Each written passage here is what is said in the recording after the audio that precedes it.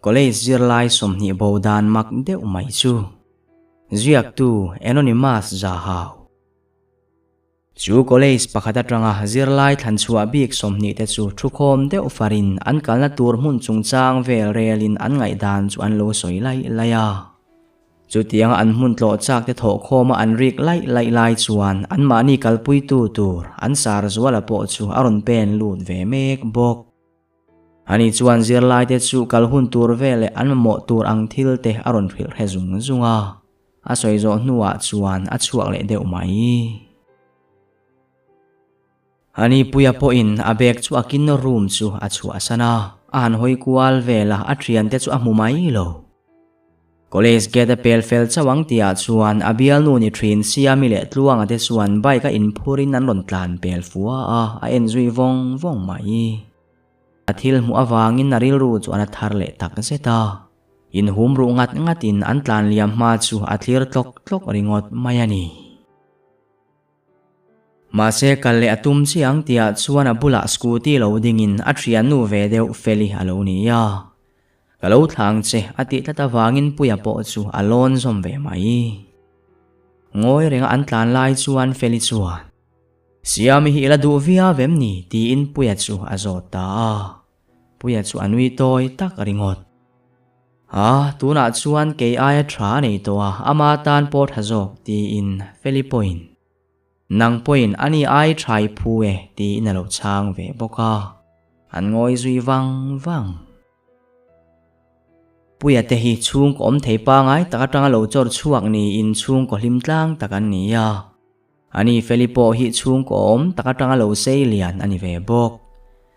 zanalo ni chuan pui chuan siami chu bia ka hantum ut thrina message te chu han tai pa ma sela thon chuak tre pang tia chuan aril ru thakin a type sa zong chu a clear le effect sel chutia voi tamati nuwa chuan aril ru siam felin na call ta aring ngar nuwa po chuan chang tuan om mai lo ma sela abei don top lama chuan an ron chang ta ma sela abei seilo devin mi pa o ani tlat puya siami hilo bia lo beto su I hun ni khoral mai mayani thamlo zetin na bial pa tluanga chuan lo tia phone chu ada zui mak zana rei to te lul nen chu tianga siami le tluanga an lo om dun ti a riat chuan angai tuana kal thui viau mai zan kha chu puya le thian pa ro puya chu feliteina leng turin nan kala lim taka in komin dariat vela chuan ro puya chuan puya kalova hosan phot mayang che kachung ten thil poimo amin ron ko thuta ti in chuan lama siama puya chuan a chana lo zot wata ngoi te thiana soi vak chi po ni ri lo nakina kala khil zok mayang che ti in na chua santa ani ti chuan felinen chuan assignment ti zom ze lindar som pakhat vela anzo ve rama thing puite in dun le te in eng mo soi nan hlim dun phian mai feli chuan puya ho tur chu thla atuma ma se puya nalo hnial ve tlat ani chuan ke in thui vak lo ka thla mayang che ti in anin zui chuak ta thui pon lakal lowang tia chuan nang ni pani chu kha inin zui ve deuh tina emni ti thom ria in an le hoi wat tluanga le siami an lo ni tluanga chuan puya chu melin nanui suka chuta feli chu mel zui le in feli ala bum watang che ani lo point ani yang hian ila hne wat thowang ti in abula thu siami chu amel zeu ma se feli chuan tluanga lungai du su ani telin hei ka thalhel zual zel zok chu ani hi kan man mo dewa kan kal phot mayang tianui senin puya kuta chuan a kaita akal pui dai an liam nuwa chuan puya chuan kanin ngai zon lo thur hil mai tur che nia aron tia apoi tiam ni ti in feli chu alung oi lo mel le chuta feli chuan ding deuh datin enga tinge siami khai biak le zela mi padang wangina kalsan to chea ne let le ra mila tumem ni ibiak le chuan ka beto lowang che thinrim takin na tia puya chuan chan mai dan tur po hello atho chuak deuh ham mai ngui deuh barin feli chuan puya chu a ho santa chuti lain puya ero che chang lovin adin na nga ya la ding reng thlale arsi te chu en rengin thokal hala chuti lai tak chuan arsi pakhat hi hnai che ta ron thlokin a en po eng thale puya chuan ami chu a ching wangwanga feli hon na lam chu amel phei le a feli mu tura lo om to tak lo wangin an in lam panin nakal ve ta ani atu khwalo warin jingdar nga vela chuan zirlai somni ruale an sar te chu college basa chuan an thu far to athen chu mut kham lo ti hriat takin an ham bai ba ya an sar zuala na tong trai na te man zo nuwa an tumram lampanin an in khal chuak ta ani arwa chu tla ser serin chu ma jing chang ring hle a boruak po vot deu warin athenin puan nuam anin sin trom bok puyale feli chu anung lam dewa thudunin annung chia chuan tluang le siami an thudun ve bok rovate ho chuan u fara hla play nan zai pui dual duala an mani tok an hlimen an phur tlang hlom kher mai Filipo puya dar ngengin amu hil siaya ani puya po abule lop zel an so e na mun turan thlen chuan so te e le sapin rei chol lovin nan kal le ta an tumram kha thui thambok nen zan lam aloni meu chuan che chang pe kha an om to meu lovani an thut na thewa thu in a then an ti sepa chuti line rovate thian hovero chu an thom chu ala thaviau mai zirlai ho chuan motor chuan chuning to viau ma sela an tumram kong chan ve po an la thleng der mai si lo chutiang ani khat le zan khat an tlan hnuwa chuan an ning an chaw tlang to hlom khop mai ani ni na zana chuan u fara hlakul lam play in an zai pui thap hloma ruala chu ata cher reng bok nen bo ruak po chu avot vur bok puyale feli chu zoite te phun sepin an hnunga tluang ale siami te ro chu an mu hil tui hle ma se voile khata bo ruak churon in thak thutin vot vur si kha aron uwa pin na rin deu chura ehe avahan makte thut em tin feli chu ham bai in puya point men harati kher mai ama loka mut chuak mi alo kha chudi thuta mutaron chuak ta viau chu puya po chuan makati tak azet ma selangai tua zui turin aril ruwa seng man me ulovani chutale an bus chu kong thlang lama koi thutin driver chu har zoka brake chu arab ringal tuara ma sela atlai zo tatlat an tlan liam dona ruaya chuan puya po ron har zokin feli chu aban kara da in an ma indom na tur oma chuan athei ang to ka ngetin nain vuan beta ani felipoin athei ang ngetin puya chu akwa ve ngal bok an chuan na ba suri tharum rumin vanei thlak takin thinglian tak pahni na lo dang lau mai chu ba chunga chuan thom chu are thapa chuta puya churon meng diarin alu le dar velam le ban chu na ti tak azet ahan innem kang dona ataksa chu ana chuak vek mai ba chungla chu athim veka wangin engma mu thei hek lo le felichu awa ma se chana dong mi alo chuta lau thong takina han aw non le a khu thoma heta lau tunge ni ti na han zota chau mel takin me che o hian keima sangi ti na lo chang trok hi alo ni ole ti khan lo omro ti in puya chuan a phone chu han dapa vanei thlak takin alo ak hlau la chuakin flashlight chu han ona chuta athil mu chu rap thlak awa han ti tak ba chunga chuan thisen nena inchia pia nuwa in zirlai te chu an lo om nuaya kunbung ni om tak te po mu in nain ria athrian nu feli chu azong kwal wata apia loka chuan awa mulol manmo takapan watin feli chalatrang chuan thialo chuak nem phiana lau thong taka soin amingna komol mol mai reilo te awanei thlak takin feli po chu aron harve ta puya po chu atho mai puya ka kean na lutuk feli chuan rontin puya chuan aromol chu aphora ole ti hian lo domro ti in puya chuan aromol chu feli chalatranga thisen chuak khuphuinan chuan mangta ani point lo vuan ve ma in puya chuan feli kelam chu a phone chuan han chun thla an thian pa pakhat som te chuan ring thleboi le nun na nei tolo ti hriat takin Felike adel hi alo ni puya chu atrim deuh soka atim ngal dui bok adin deuh wang nuwa chuan inti pachang luin som te ruang chu ada son ta a chuti lai chuan Felina ti chu alo room le hak sel puya han en siang te anat dan em kha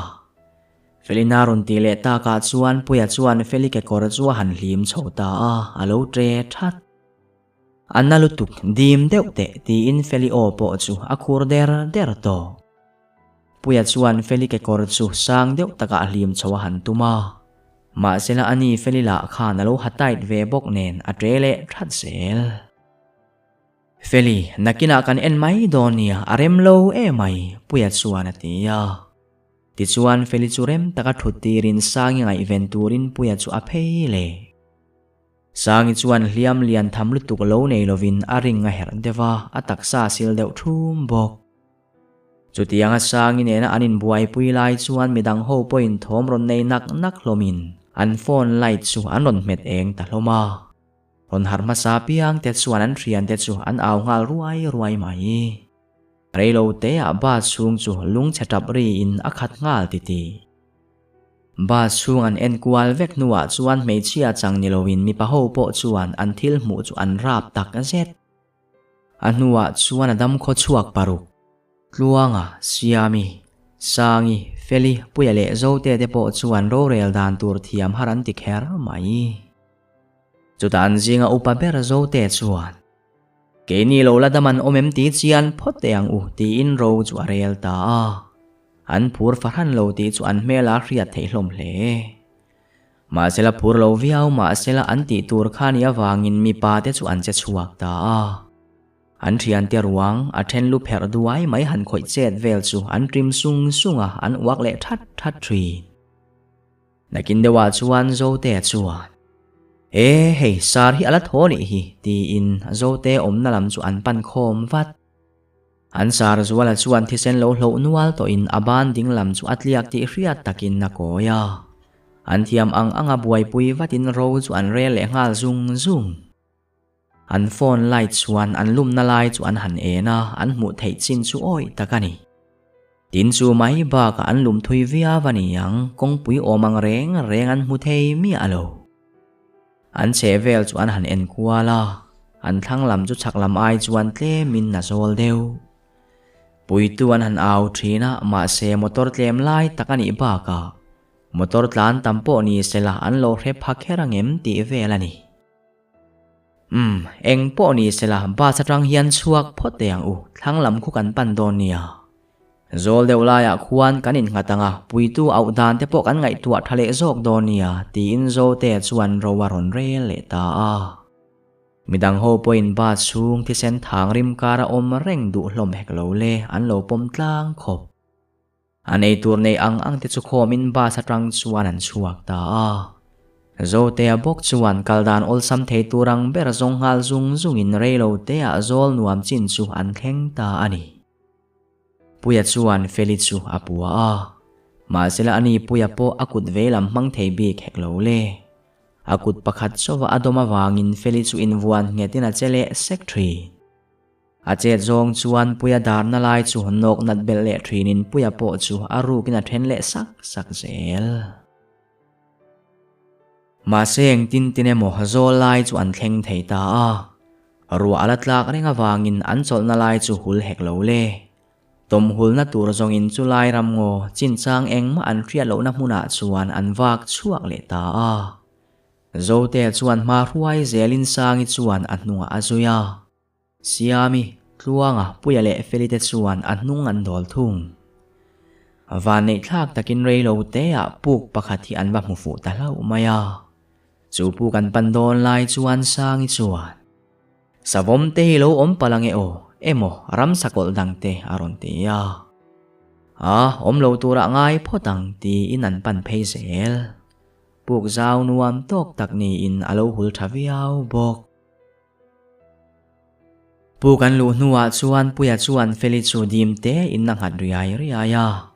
Chu tianga feli anga fel nuwa chuan puya chuan adar ve lam chu ti chet po ati chengam to meu lovani. Sangi chu ain sut le liam thina siami chuan lo hnemina kwa avat. Chu ta zo te chuan a phone chu han ena signal lo om mi alo. Signalin nei hlomem han chek ve chin teu tin midang ho chu han rila. Ma se midang ho po chuan signal lo nei bik lovin an ril ru chu ha kher mai. Eng tin nge kan om zel don tia felina run zo chuan an ngoi thap. Eng po ni sela khovar hun ngak phot mayang u. Tuna chuan eng ma ti thei tak kan nei chuang lo ti in tluanga chuan rot na harun siama. Ngoi te u. Eng po ni sela kan sar kha zon phei dani ngai tu ave phot yang u. So tiang ringot so zongina dik don lo. Mei che ho kha in lo om nga mangem kan rei lovang tin zo te chuan rot na han siama. Kan lo om thei mayang tia felin lo changin midang ho chu an che chuak le ta ani. Tluang ero chuan ril ru te chuan tru la ti lo hle a ama riat tok lekina phun le bul sel. Ti chuan ba chuan thleng ve ta a. Puya chuan a kut ve lam mang thei hek lo le. Zo te le tluanga chuan dim taka zonin ba sa tangin an chua pui ta a. Tin puya chuan an chua ma chi a chuan bus driver bula chem puya mu chu la in. A kut ding lam chuan phone ne na keng ko pa. An ni zo te le tluanga chuan an sar chu zonin film khur tak le muang takin an kal pui ve zel. Puya chuan nung lama tangin phone lai tin a lo en ve zel bok. Chu tianga minute som ni don lai mai anin zon ta ka chuan mei che ho lo om na puk po chu an nai to hle a. Pukan thlen nuwa chuan an sar chu rem taka mutin tluanga te chu an thu chol wang phot. Tluanga le siami chuan puka thingro om sa mang chuan mei chem chuan lo tum ve mek bok. Thingro om sa tam vak lo wangin puya le sangi chu thingfom turin an chuak le ta. Thingtang hulu tuk lo le arawan mu ang chu sangi chuan fom khomin puya poin a thei angina zak ze ve bok.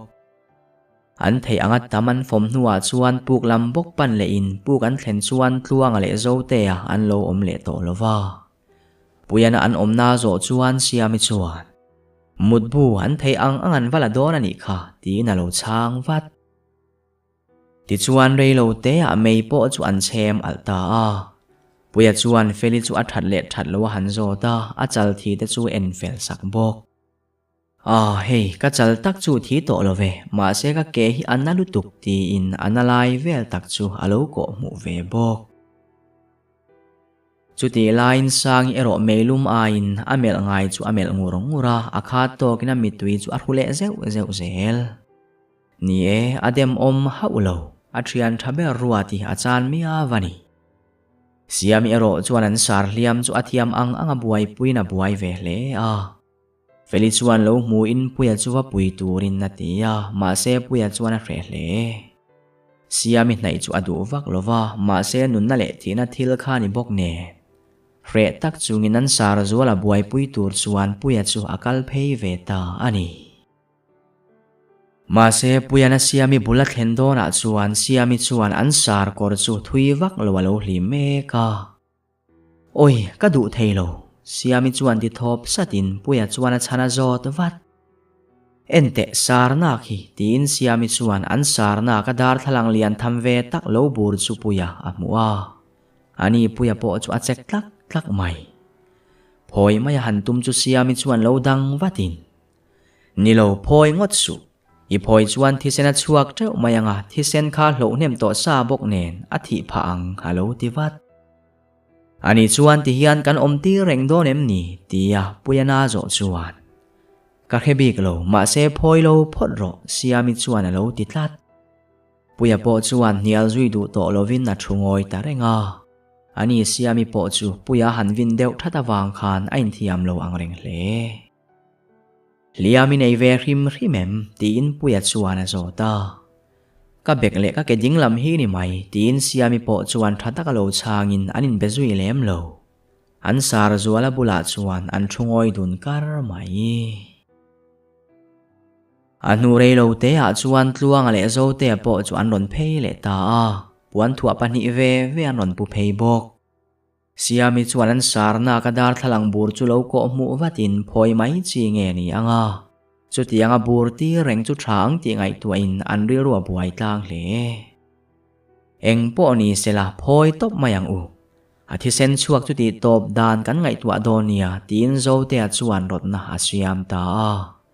ti chuan dar thalang chu pot point luanga chuan puan thua chu zai thlerin an sarnak chu cha takin an tuam sakta ani tin mutbu po chu anin sem nuwa puan pha in an sar chu dim takin an mutir zui ta bok siami le tluanga an muduna chu tiang bokin feli le puya po chu ti line zo te le sang ero chu arangin nan muthungani an mut nu rei lo te a chuan an chaw tlang nge ni an re ngal thria pa an ngai tuana theu an kom te po anima na puya ka ke hi an en chin te ana e mai feli chuan puya beng bula ron ti sar sarin puya po chu a tho chuak vat feli chuan a ke kor chu phelin a chon vel thlen chuan a then deuh chok choka a si deuh hliam mai puya chuan feli ke chu en sakin feli chon zon sira chuan a pong tula dim te na han khoi china alo ru tul mai ti sen la chu tam vak lovina ron nam chuak le ngal anna te mayania o feli chuan alo ti deuh thata a ulani mai theye ani lo point atliak po ni mai thei puyana ti chuan avahan buai thak tak felin na lo ti ve hlak aban chu enge anti felin na zot let ve a ke chukwa zia deuh to e tin puyan na lo chang dam thlap eng po ni sela naktu ka enge kan to do na hriat si lo ti in feli chuan a ke kor chu ha in nan mu thata ani puya po muzui vele in muthil ero haran ti dun khop mai an thian boral ta te chuan an ril ruwa lua kha vek hloma wangin tu ma areng chu an mu hil thei der lo ke chu ka khongai hlom e mai kan kaldona kan phur hlom te lul nen siami chuan aron ti ya nie tiro kan nuna hian kan thu lo e mani ma se kan pani in kan lahim tala kalom tak zet tin tluanga chuan a bial nu siami chu a fop vong Zing khowar don nai lama chuan ching sek hlomin a har masaber po dar kuwa chau a hara anin kai tho nak anei tur nei ang te an e zo nuwa chuan thuha dam le te in zo te chuan an sar chuan en chianga alo thoto mi alo o avahan poi tak ti bulbulin midang ho chu a khil ve ta eng tin nge kan ti ta kang tin sang na lo zot vat ka hello le kong puya chua chho tum phot te ang u zo te an na lo ti ya veli hi akena akal thei don mi alovania puyan na lo ti vat pole la ni mai lo ipuak pe lo le ti hian lo om mai ro se tluanga na lo ti hluk hey nang kha nang ma chia in ngai tu asu puyan lo ti in nanin mel kha mai ai puya ka kal thei mayang in tharung ti hria takin felin naron ti ya mi pa ho chau kan kalanga me cheu chu ti hian lo om ro se siami po ke nat kha tin zo te ya halo in rol avat puya le tluanga chu anin mel rum man kher mai ma sela amit la sonin puya chuan feli hne na ti hian lo om ula pui tu tur kan mu vele kan ron ruai nga lang cheu ti in duat takin an luwa chul saka ani feli po lo bungat ngatin puya chu film khur turin acha uluk viau bok ti chuan puya te chuan puk tu chua san thuain an bas om na lam chu an pan le ta bas bulan thlena an lum na an han mu chiang chia chu an rin ai na lo o in na lo ko sang viau bok an dam chuak chu mak pu an ti viau hlomani an lum na chuan lon chho ngam to hek lo le lon chho na tur oi lo lai de umelin an kal kwal ta zo te bok chuan ma ruai zelin choma che tan wa nuwa chuan kham oi lo lai deu lon chho na tur chu an muta ani ma se chulai mun po chu kham tak alania wangin puya chuan a kun vei lam mang ve thei hek lo le alon ve thei der lo mai ani chuan ti khan lo valet le phot la me cheu kha lo om pui mai ro atul dana zirin kan ron let thale don nia zo te na ti chuan puya po chuan film khur turin na cha tluang a le zo te lon chho lai chu a thlir wang wang mai an lon chuan nuwa chuan ani po chu mei chho omna lama chuan a let ve le ta a kong ala bo zui le ngal an kalna te uluk tak a chui kir nuwa chuan ni tlak don a ruaya puk chu a po phei ve le ta a mei chho chuan khoya nge mi dang ti nan lo zot wat tluang a chuan thil om dan thrilin khothim tak tak ma chuan sang le siami tenen chuan thingfom turin an chuak le signal la hi om thei box si lowa a hre om e mai sangi chuan a ron tia sangi min pui tu turan han mu em ang lungai su tin puyan na thiamang tok tok in alo hnem wat chutiang a thingan fom nga nuwa chuan pu ka lut le in an lu nuwa chuan feli chuan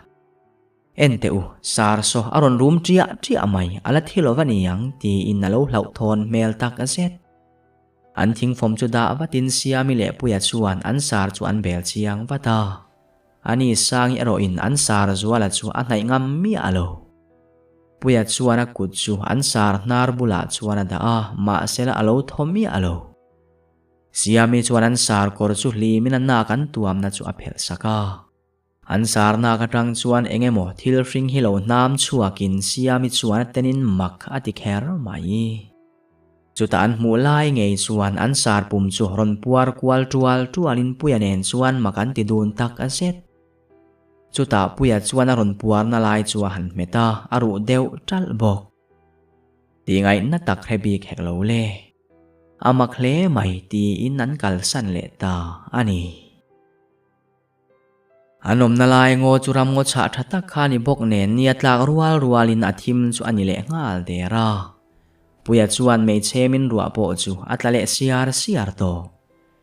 meilum chu kil bial thap hlomin chhun lama engma an ei hlom lo wangin an ril chu atram tlang hlom hle a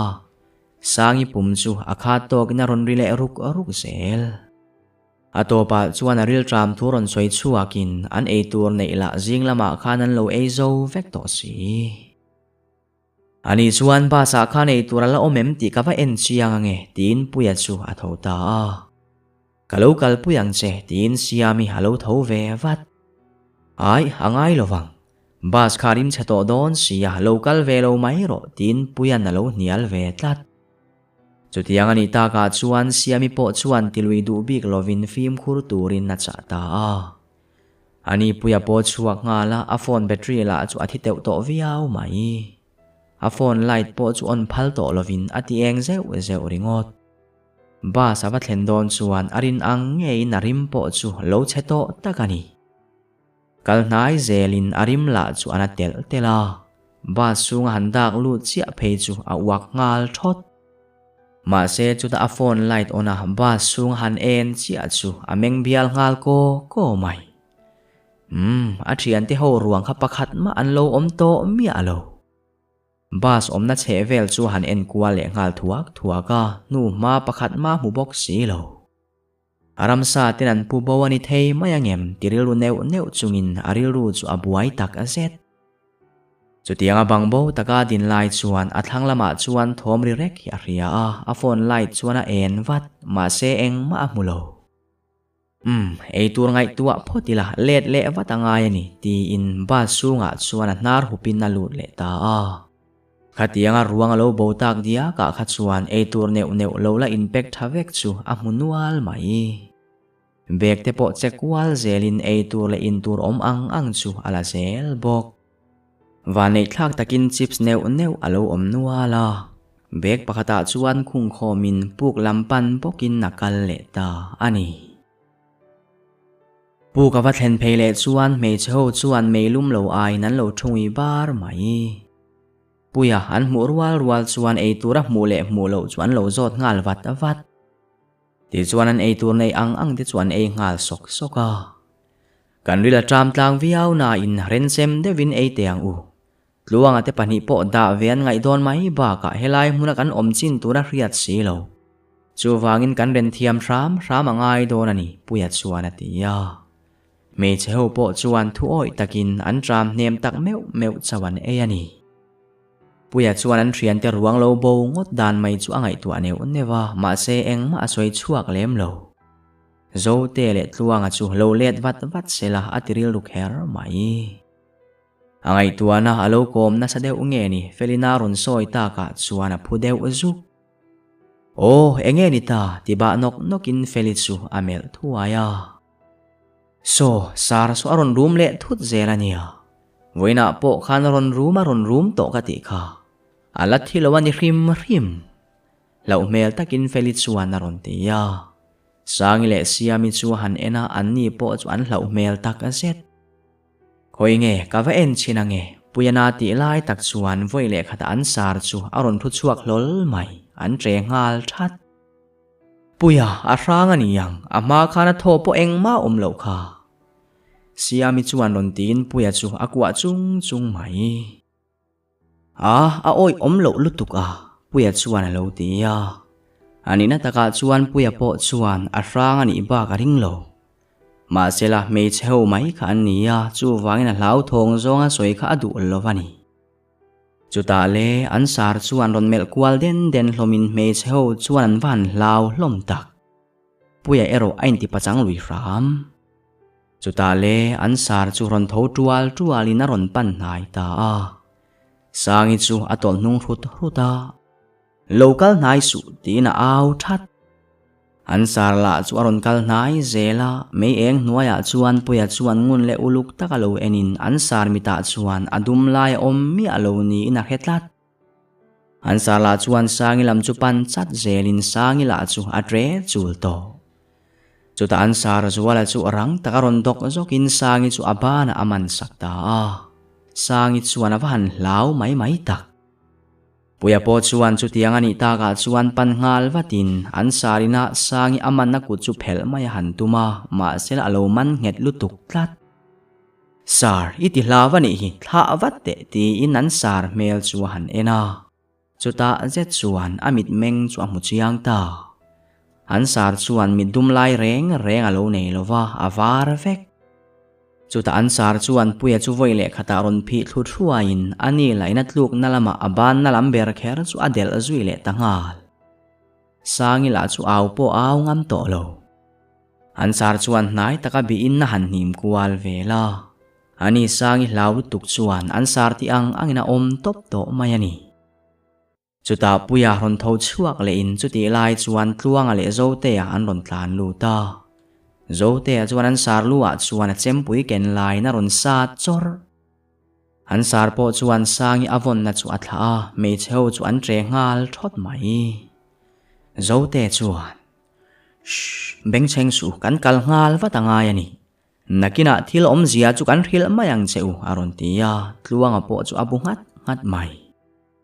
chu tiang tak an man mole hlau thong melan mu ta ka chuan midang ho chuan zona zot buai mi alovin an ei tur bangla nei ang chu beka khungin an chuak ta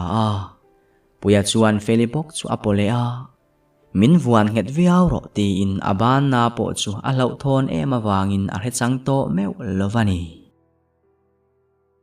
zote chuan ma ruain thim thama po chuan a kal mok zela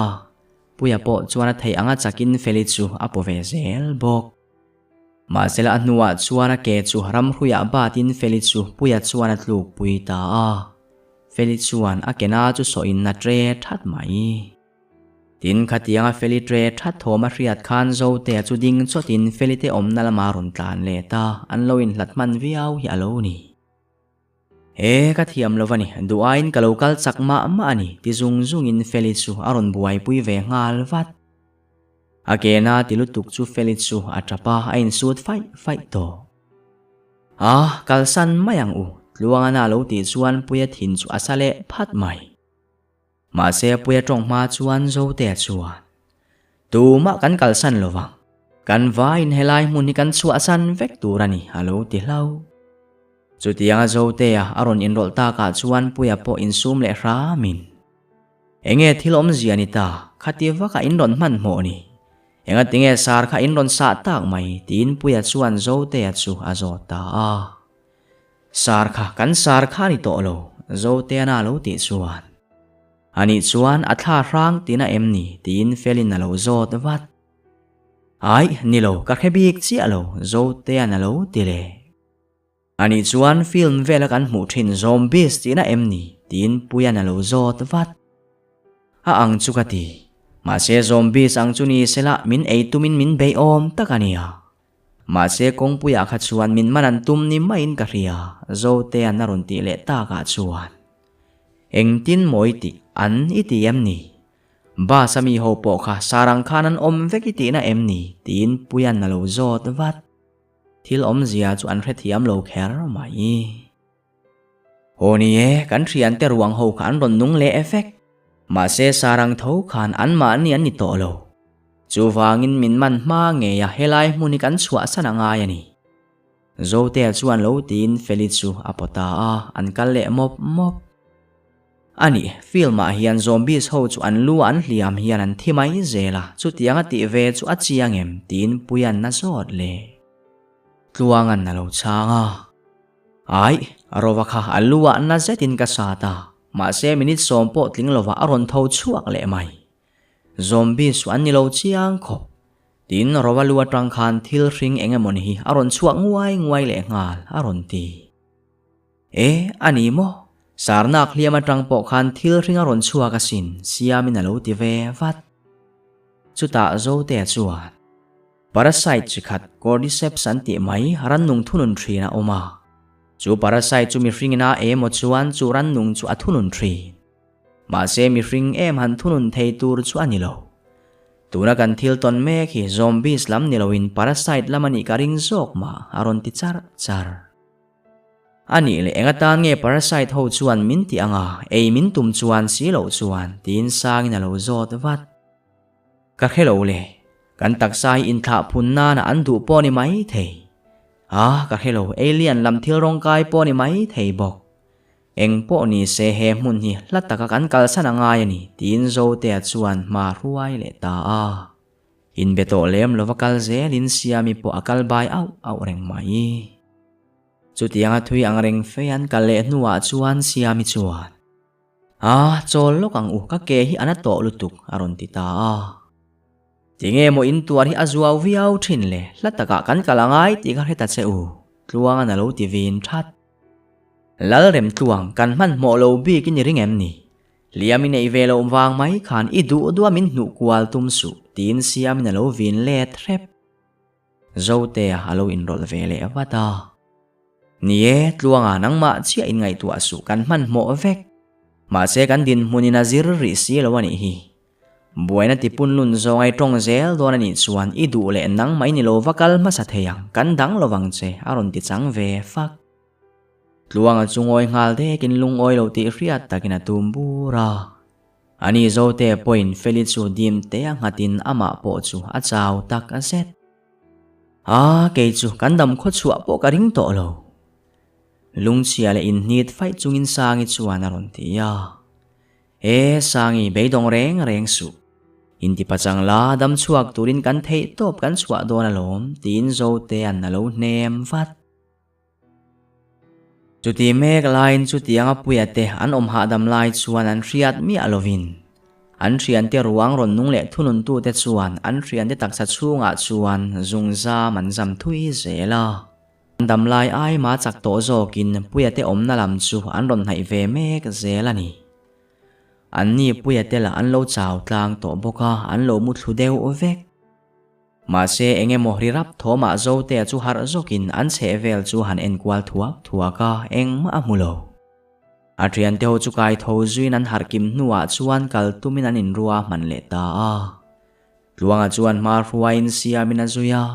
An nunga puya le feli in puwa in an nung deu fea sangi tlu chu zo te ana kai tho ve mek bok. Sangi phim khur ve deuh ta che zo te na ti lai chuan sangi chu voi le khata ron tre thot mai. Zo te chu an hnung lama tangin an ron bo thlungal bok. An trian pa pakhat devita lo ni in akut bung lo lam chuan zo te chu man be atuma. Ma se zo te chu lo in her zokin devita chu ale thal vat. Kong oi dawa chuan tlo vakin devita po chu alum tup mai. Tlan vat ro, tia au ruai in zo te chuan sangi chu kai na tlan pui ngal lok. an ma tluang ate ho po an the anga chakat lanin siami po chu abai au awa na po soi thei to meu lovani tluanga min lo nga ro tin siami chuan a bial pa tluanga chu a han au thina ma se tluanga chuan a hredu der lo anni puya po a thei ang to ka chakat lanin lau thon na ne na tlan kha anni boka atlan chak thei viau mai chuta sangi chuan lungra pial palin athal le ta thuai mai le chura zo te na kai thole maya hantum chu tuemo hian a ron po zui le ta a ma sela tal chiam awangin vanei thlak takin zo te chu atal chuak thei ram ma sela atrian nu sangi lama han en chu an lo bor khat vek to uzo te min puiro tin sangi chuan a ban ding lam chu aron phar chuaka ma se zo te chuan thina kut von tlukani ti ria in sangi kati pal lutuk ti in atlan santa ani sangi mang ang lutuk chu atre ruaya zo te po chuan hreomati tak a zet ma sela ale le chuan an pani khan an thidon chiang boxi chura sangina ama abo bet de urun tua han en chu atrian nu ruati nge khalo ni min muding lam uai purin ruati chuan lo bo bet de uruna amit ding lama tang chuan thil ring hi aron far chuang nguai bok ruati khongai takin min kaltir ram ro ti na trap deu pura ma sela atrian nu ruati kha ani tlat to silo tuna chuan mi thito kal thei mai parasite te ta na in thla pun na chau kha ani to sangi chuan trap zoi in kaltir turin nangen mola chuta ruati chu sangi mai zona chuan ron tho chuak wangin sangin chu thil han hip chu rim chia awan ti tak wak deu thatina khu deu bara ma sere lo te a khu chu re telin eng ma khezui talovani chuta ruati chuan sangi dul chu na taka zenin na pot thler ta a ari le chuap chu pot chuakin alungero chu a khoi tel lo thungani chutianga sangi rila po chuan nuwa chuan anar tang chuan thil ring sei zet mai hi aron wak chuak zula chu sangi pum thlera chuan lutin alung chung alut zuita ani sangi rile ko chung vel chu ruati le midang ho chuan an ei zui mol chuti line zo te po chu in thiam lo tak le poiti tak chungin atlan sela rei vak lo nuwa chuan ama chuan thoma he theita puya te emo atrian te tuemo beran ni ringin a ai chak le zualin thoma riat na lampanin natlan le ta a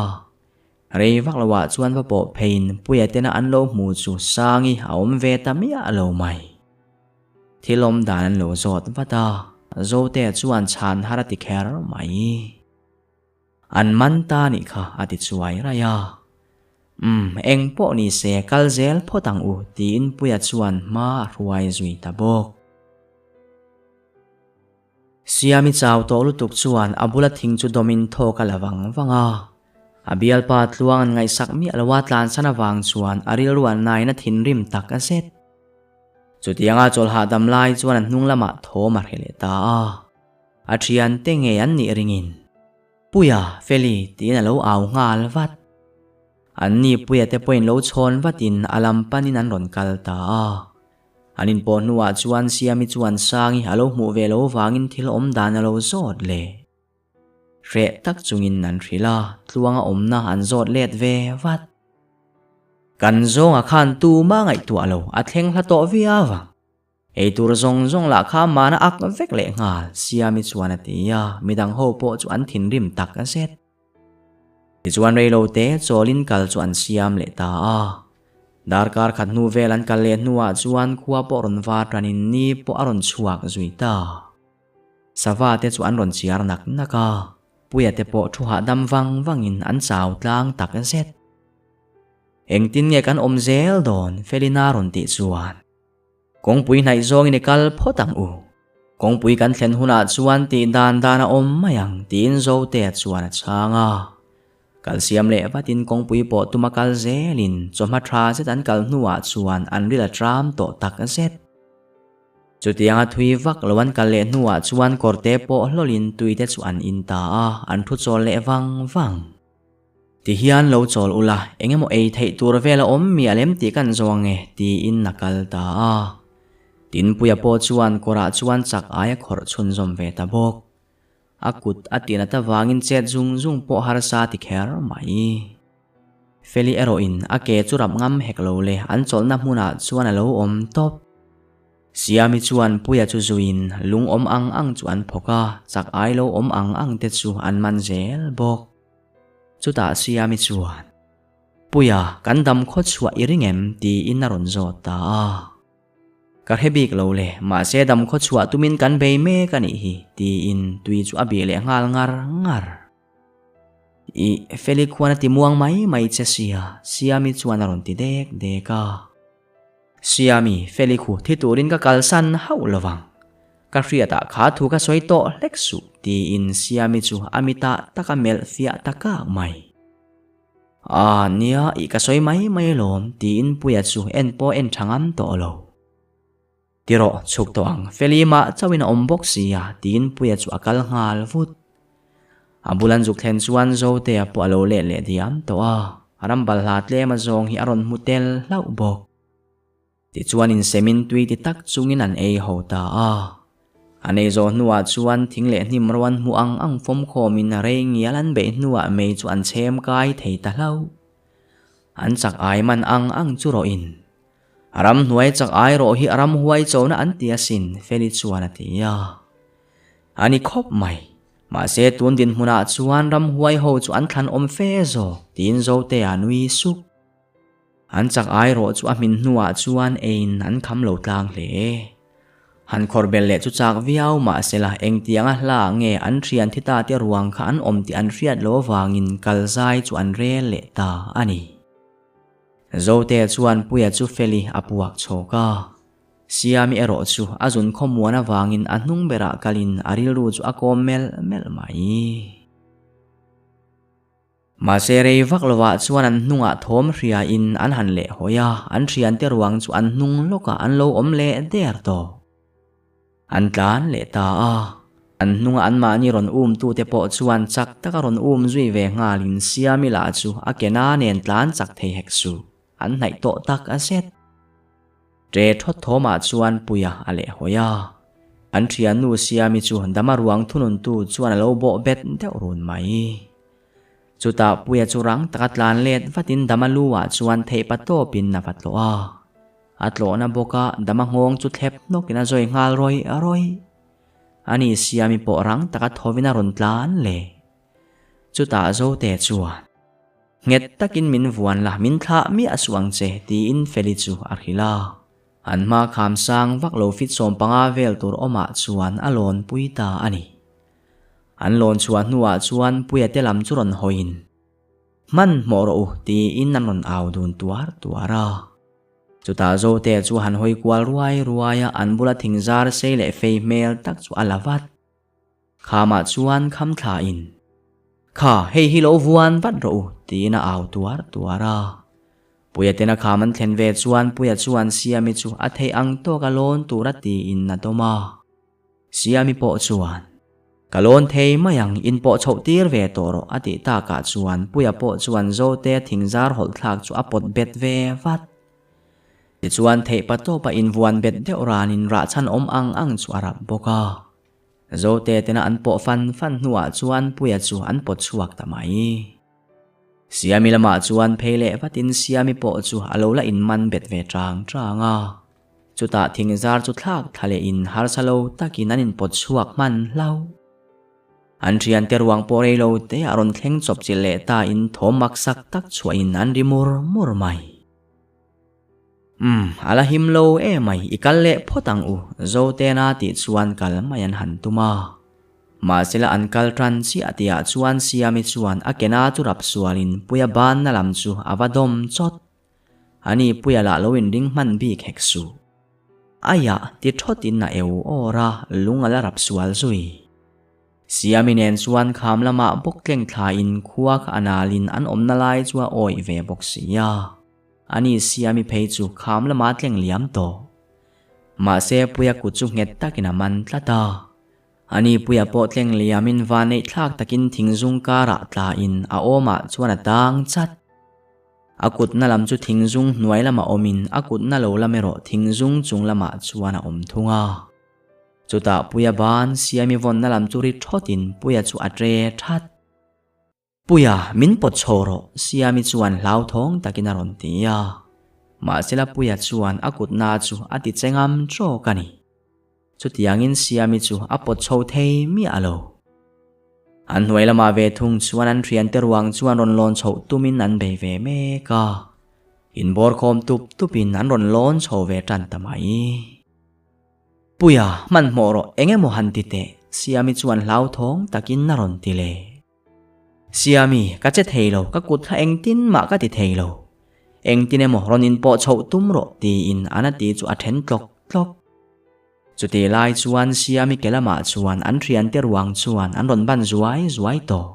an ron man tamai min tharo ti tuarin ake in alo tlo soka ma sere lo te a chuan ake pani chu an ron man tamai siami chuan ake chu a thei to kaleng vakin puya man bet tu thing zung chu ari thoka chuti lai chuan zo te po lo thleng thla thua in akut chu aron phar thla ma se puya chuan han man mai tur po in akut chu ati che thei tlat lovani ti khan loin vuan tang ro tin thingzar bok chu aban le ta a puya ban thlak thei tur vela ron rol thla in puya poina lo man vat zo te chuan po chu han tuma ma se siami nen chuan an lo rit ngang mai chuti lain siami kela chu an thian te chuan lo man het viau to atopa chuan siami chuan puya aron ti tham tria ka amel thavat min ngai dam thengem siami chuan aron ti zoi raya siami chutiang soi hun po ni lo hi puya na lo ti chuan ai ka riat nge angai siami na lo ti ve tlat ole ka ngai dam to che puya na ti chuan siami chuan ui saka kalome ka ti na che wangin ka ti pal tak a set ril run na ta ka siam nuwa che po ka ta tur min la chel du thowa kalom tak a set ti in amitui chu alwang tangi ai ngiai mai chuta nangni tal chu lo dam chuak ruo ti anui senin puya chuan siami min thla mi asu kan chuak thei em ang atia ma se siami chuan puya ban chu thla in an thian te ruang chu ain po thak tir ta ani puya chuaneng ma asoi theilova siami tlak na lam chu a en ngoi ringot mayani chutianga ma chawani ta ka chuan zo te chuan puya chu apot chuak ta a siami tlak na lam chu amela an lo bor mup mai si ti chuan zo te chuan feli chu pole in nan kal le ta a ani puya point adar na lam chu domin ngoi rengin nan kala feli chuan puya chu a han en le thin a mel ngui bar maya mu chuan ani point soi mai tur kha a hebik tlat lovani nia tlak rual chuan ram ngo chung chu athim ngal mu pa tu ma la in phone battery an lo nei to si lo eng tel lo chuan kal ngai na om hek lo le an thlen top china chuan mei chem tumin an be le ta a thing ho la chuan lo non na sat deu wangin an chem thei hau lo le ngal thim thama chuan an thungoi kar hlom ringot mayani Julai munarei lo te an chol nuwa chuan zo te chuan puya kan kalangai aron tia engma zot lovin feli chu apua an kal zui le thim tham kara chuan engma mu thei hek lo le in dap chop tak mewa kal bekin mason chak po har le chutiang an kalai chuan puya lungra chulum thutin felinen chuan thanglama an lum dun ta a an lum thom chu ria in an thian te ruang chuan an om na lam chu an ron pan ve le ta puya te chu kham sang taka tlain puya chuan an na ka soa engma a he to lo zo te tan po tingai na vak om to hek lo le abul nai ber thingkunga chuan lonin khonga var phot chu atum ta a puya aron harle meu chuan ni lo tlang sang to le akhomu de chu vai ruaya a han inlet deuh chu anak chu ana zok mai innem kana han tuma namen lovina nak chu ana ngal zok ma se feli azon mu angai ti aria a inti pachanga room ko kena thu chuak thei ram Ti chuan har sa ti takading chuakin Feli zong turin na pen chuak ta a. A ke pen zong la chuan anak chu aviang main aron na le zok zel thin bok ne. Feli ming ko zel chungin malam panin nakal zela. Ma se thui po akal ma chuan Feli thi sen ne na lo in chia pia nuai lo mu chu aba muta ani. Feli zona va thlen chuan tlungal thorin lu chu dim te a choi kangin amala chuan amutira. Feli I harem tia kovin na soi pa bok. Ani Feli po chu chaw takaron meng diarin puya amu rual chuan aron nui sak. I thale mayang puya chuan atia. Nilo min kalsan zok mai ro. Nang ma kha in chan ro so an lo kalania Feli na ti chuan puya chuan an malam chua ena. An trian te ho ruang chuan hlataka trangin an ron pan le chet to. Ai Feli ka kalsan to don lo che. Kamamo lai chen kabulai om reng trina chu wangin ka kalsan don big lo che ani tin puya na lo chang tlat. Mola min kalsan ro nang tal chu idamanga yani tin puya chu kalsan mai turin na tiya. Nilo ka thi ni thenga ikianga om turin ka tiam to Feli ka kalsan haulawang che alo tibur mai si. Feli mitui chu alwang ngiaya. Puya kata chau ni to turin piang non le ila ka van titak aron ti zoi sep. Chuta Feli bok chuan. Ti hiani bula thamuang takin ka thi thei dona. Ka du thu sam nung bertal atheng dik thei ka lom tak na set. Puya ka mangai se ni ti in Feli chu achat thazui ta. Puya mitui chu afara zoi zoya. Kei point ka mangai che ati zoi sep. Ahoy chuale chuan rova chuan nai taka lo melin aro maya chuan lung ni om tak hian thil ring eng deuh phe thi an vak sup mai. Puya chuan beilet po tum lovin a chunga thil theng tur chu angak top. Chuta rova chuan rim danglam deuh ron tho chuakin chu rim puya na hip chia chu akhu ngal pora. Akhu zong chuan anak chuan a zok le ngal. Ma se puya chu akhu kha tel tela azoi tel tela reilo te a engma khelovina om zui ta ani. Chu thil chu zova chuan rala tanga lo mu ve vekin poiti tak chungin nakal san ta a. Zote chu ama chawani ta ka chuan akal chak le. Ama an kal thei mi alo na turanga te chuan lon kai zungin kong pui po chu anai viau to. Nitlak dona chuan kong pui chu chua kai ta in kong pui thlen nuwa chuan malama kal zelin khuwa thim nuwa po chuan a chol haulo. Zan lai dona chuan rala mei eng teng muin lom ru tak chungin chu lampan chuan akal ta a. Mei chu nai zelin awa thleng phei chu ading chot. Zonga nang mo tin zo te chu awa han thin rim tak. Khoya nge midang tin tluang na lo zot le ta chu thu chuan zo te thin chu a khei zak mai. Tluang ring lo lai chu bo thu tin a nek ngal chora ani la lo in ring man bi khek su. A chem ken chu thavin na tlungal to pa. Chu ta zo te chuan chem chu char vatin kong thang lama chuan thei pa to pa nai na vom thavang wang mai. Enge moi riat le tiat luang ana zo chuan. Zonga midang ngai sak ang khan tong lo mai te zo te an lo ti room ngat. O kadam kho chuan ana ka ti tur ka tim mai ani tluang a po chuan lo ti in zo te chuan.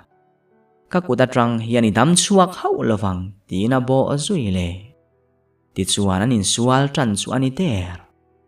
Zo te chuan akutum chu tho chuak molin tluang a poina thei angin na lo in danga ani poina kutum chu a tho chuak ve mol mai. Atira chuan zo te chu han chung nung zok ma sela an thil elo na kha lo rei to bok nen reilo te a tluanga chan chu a thatel tel. Anua phei chuan zo te chu thut betin a nek ta a zo te chu a thi phung to. Ma se tluanga na du khopanga nuwa a han dak chuak chu le. An thian te ruang chuan an lo hual khup mai. Thova tin tlan chia ta han tuma zo te chuan a ke alo man bet. Nilove helai muna hian kan panin kan tludun turani tin a nui lui sak. Min tharang ro zonga tin tluanga chuan zo te chu apet ngal chora ma se tha tum haulo. An thian te chuan ron bor ngal tuawin midang an ti ang thovin tluanga le zo te a. an trian te dang an ti danang thovin tluang ale zo te ten ni khuan riat lo nuwa chuan an pum chu an zen thler le a an ril chu pot chuakin thil hring sei tak hi an ko chunga chuan a vak lut le an ril te chu ein an ruang chu kong thlang lama chuan an hnuk thla a ram hnuai pil ril lam chu an pan pui ta ani chuti mek line chu tiang an fa te biak theilowa an om rei lutuk chu zir lai nu le pa te chu an mang ang hlom to hle an biak theilowa tang ani thum nia chuan zong tura chuakin ani sari nia college bus lo let nga chu an huta a ma se ruang pakhat ma hmu tur om lo chu an ma ni mai ni lo Mizoram pum mai makti ni in tu man chung zir lai som ni te an zir tir tu zuan le driver te chunga thil theng chu an hret ta lovani ato ta